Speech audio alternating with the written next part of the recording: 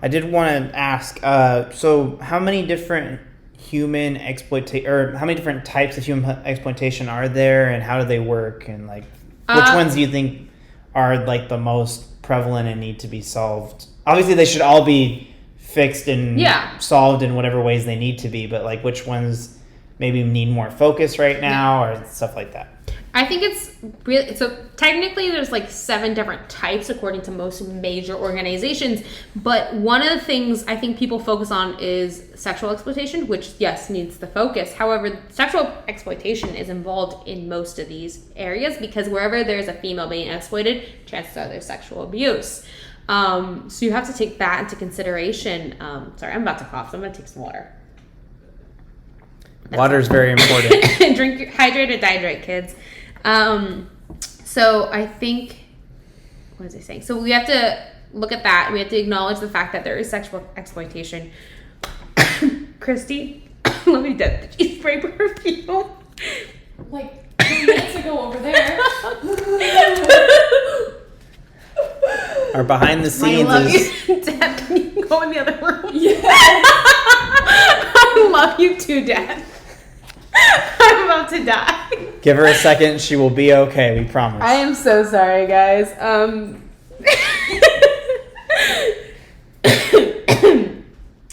And we're back. We're back. So I think we have to acknowledge that sexual exploitation and sexual abuse happen in every single part of this industry.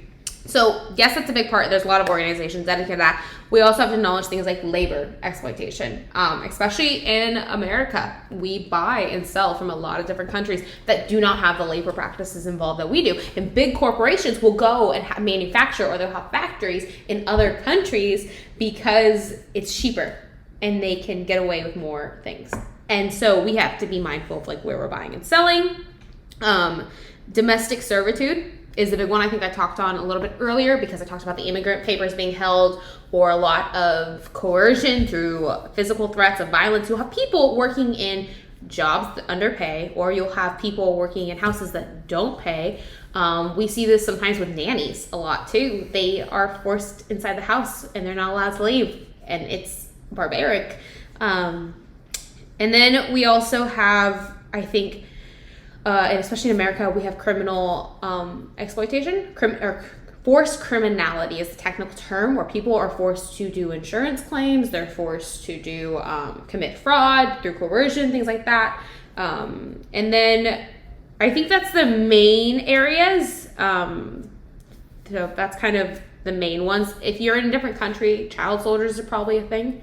If you're in a more of a less regulated country for organ harvesting is a thing, but in America I would say those are probably the main ones. So those are the ones that are probably the best to I think those are the ones that you should keep keep our minds focused on trying to not only be solved or to be fixed, but to be solved entirely. Those are the ones I would say if you are looking for signs, if you are looking to be an active watch, those are the ones that I would say be knowledgeable about. And don't allow compromise. Don't allow somebody to, don't allow your boss to not pay you for time. Do not allow compromise. Do not be silent when you find out that somebody is being treated unfairly and they're a housekeeper, and don't be silent. Find out that they're forced to be in the house. Don't, just because they're your pal doesn't mean you have to be silent. I think that's a big problem we see in America right now, is that it's happening in the elite, and it's happening in the wealthy, and it's happening in these people that are living on such bare minimum income in general are now being exploited because their income's being threatened. And so we don't say anything because we don't want to cost this person their job, and we also don't want to get this person mad, and there's a lot of that going on. Do you think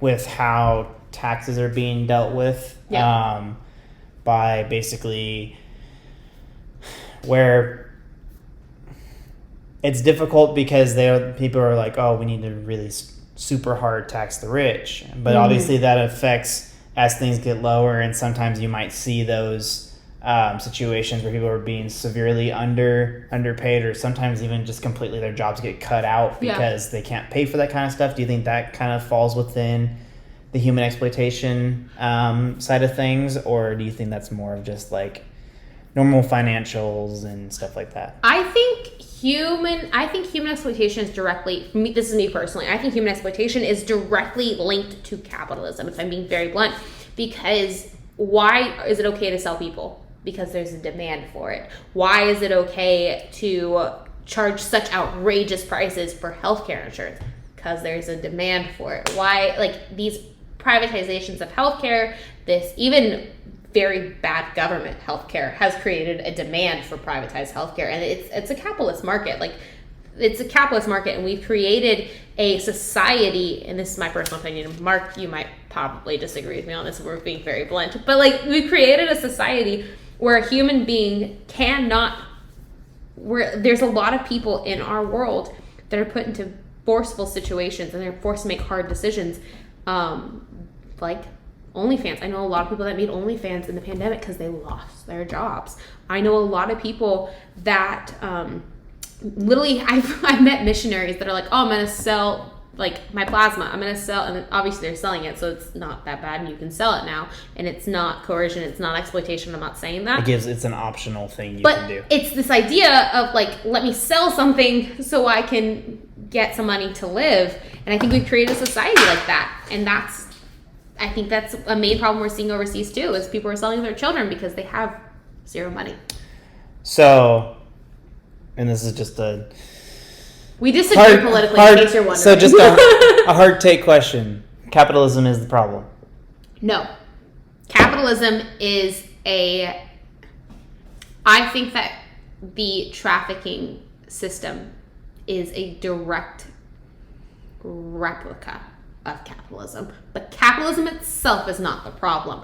But you have to admit that the only reason that you can sell a woman and you can buy a boy is because there's someone who wants to buy it. So there's a demand for it. And so when you have a demand, you have a price. It's the same reason that we see like children cost more than adults. So why does it still happen in other countries that aren't capitalist? Well, because that's the thing. This is not a government regulated thing. There's no government except for there's a couple governments, but there's America, or a lot of governments are not saying, oh, it's okay to buy and sell children. No one's really saying that. But that's why it's so hard. This issue is so hard because nobody understands the full scope of it, because you will never have a full and complete number of who's being buying and selling. You will never have that full number. It's impossible. Right. It's a black market thing. It's done in shady places. So this is not a government sanctioned, okay, let me go to the store and buy something, unless you're in Amsterdam or a country like that. But this is something it's just a replica of, I think it's a replica of capitalism. It's a model of capitalism. So you don't think it's caused because of capitalism? It's not the government, no. It's not capitalism isn't always the government. It's not our market system that caused it. No, but I think it is a form of capitalism. But it's a model of it. Yeah, it's a form of capitalism. Okay. It is. I would agree. So basically, our country doesn't need to switch to a socialist country to solve. I think our government, that's an entirely different subject. That's an entirely different subject, Mark. But you can ask those questions because we're having a conversation. But and I know we're not going to get to that part. She'll definitely be back because we're gonna have other things to talk about. We'll have a tangent if you let me on that conversation. Down the road, we will have more conversations when it becomes more political. With these last 2 minutes of our very much appreciated talk, is there anything you want to add as we are closing?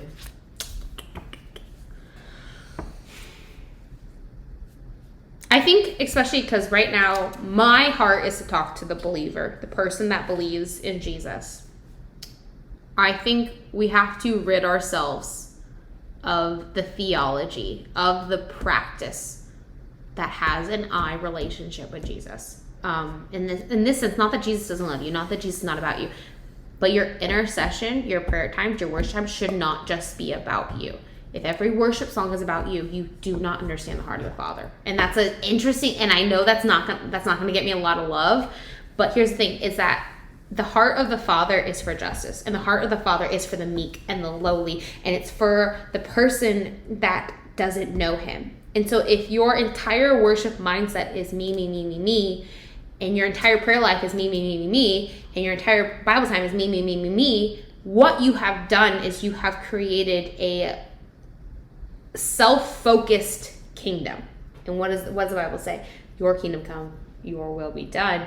And so I would just encourage anyone who's listening, take one worship song out of an entire set and use it as intercession. Use it as prayer. When you read a verse about justice, don't think about the person you hate. Think about what's happening in the world. And I would just say be on watch. Stop being apathetic. This is a real issue. Stop buying from Forever 21. Stop watching pornography, please. That's it. Is Forever 21 one of those Forever 21. bad Okay, ones? y'all. Okay, there's an app. It's called Good For You. You can look up any brand, and it will give you a list of where it is on a scale from good to not good. It will give you a list of transparency. It will give you a list of labor practices called Good For You. It's an app on Apple, and you can enter in any brand. Forever 21 is one of the worst. Anthropologie is a product of Outfitters. They are also one of the worst. Shop ethically. It's called Good On You. Is it? Yes. Thank you. It's called Good On You. My little assistant over there is helping me out, but it's called Good On You. And I would just encourage you guys, be more knowledgeable. Buy resourcefully. Like, especially with labor practice in America, buy locally. Go to your farmer's market. Buy locally from people. Don't buy from people that you don't know where it's coming from out of country, because you don't know what their labor practices are. Be responsible with your sourcing of clothes. Be responsible with fast fashion, so that way you're not creating a demand for labor that they can't pay for. Makes sense. Did I say that right? Did I say that right? I think so. I think so. Who knows? It's all good. Yeah. Well, we are we are getting towards the end of our fantastic time with Anna. What did you learn? What did I learn? What did you learn? I'm taking over the podcast. What did I learn? What did you learn? I talked a lot. There is a lot more to this than meets the eye, and people need to be way more educated on it than even the common person like myself, who thought that they were at least semi-educated on it, obviously wasn't. Well, I'm not. That's the thing. It's like I'm not even fully educated on it. You'll forever be in this mindset of, what more can I do? We also have areas to grow in. I shop from Target, if I'm being honest with y'all. Leave me alone, but I do. Yeah, there's some. While I would love to be supporting certain things, there's some things in life that it's hard. No. To. You do what you can. Yeah, while they try to push it off, like I just bought a brand new pair of Nikes that are cool because they're recycled Nikes, and I don't know. Obviously, they weren't made the best, but I needed shoes. Sorry. You do what you can, and you make the choices that you can. I think that's what it's about. It's a progressing mindset, not a perfect mindset. Okay, how can I be better today? Not how can I be perfect. Right. Well, that is all the time we have for today. Thank you for watching the Christianity Unfiltered podcast. This has been Mark and Anna. And make sure you hit that subscribe button and the like button, and we will see you later.